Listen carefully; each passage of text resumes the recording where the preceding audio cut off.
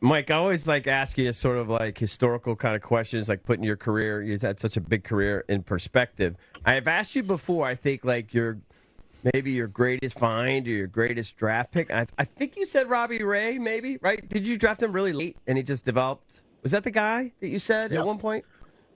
Maybe. Yeah, he was one of the late draft picks. He was one of Cy Young or so, and I think we got him in the 10th or 11th round or something like that. Mm-hmm. So first of all, when you made that Soto trade and now it's really coming to fruition for you guys with all these guys on the come and going to be on the roster, it looks like, for a long, long time.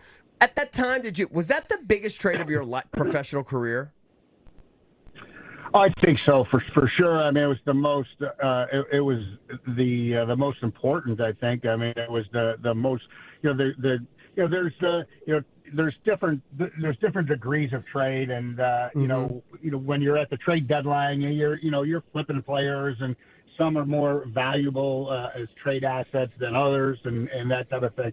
But the world was watching the Soto trade, and I think that those trades are so difficult. I think that we get good reviews because when you trade players like that, it's hard to get enough value back because you're trading such a great player away, and oftentimes you get quantity, but maybe not the quality that the player that you're trading away deserves. So I think that certainly was probably the most visual trade that we ever made. It was the most talked about, and leading up to it, and since then. So I'm tired of talking about it. But, I'm sorry. Yeah. It was a long time. It was a long time ago, and reporters still want to talk about. Well, you know why? Trade. I said, I don't want to talk about it. Right, I know. Listen, probably got to be painful to trade a guy like Juan Soto, but it's something you had to do, and you did, and now these guys are coming to fruition. I think that's why, because now these young players are coming through.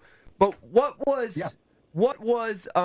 your greatest trade, without saying you hoodwinked it, but it was just a great trade for you? Was it actually that one, or is it something else? What about Trea Turner? Yeah, I don't know.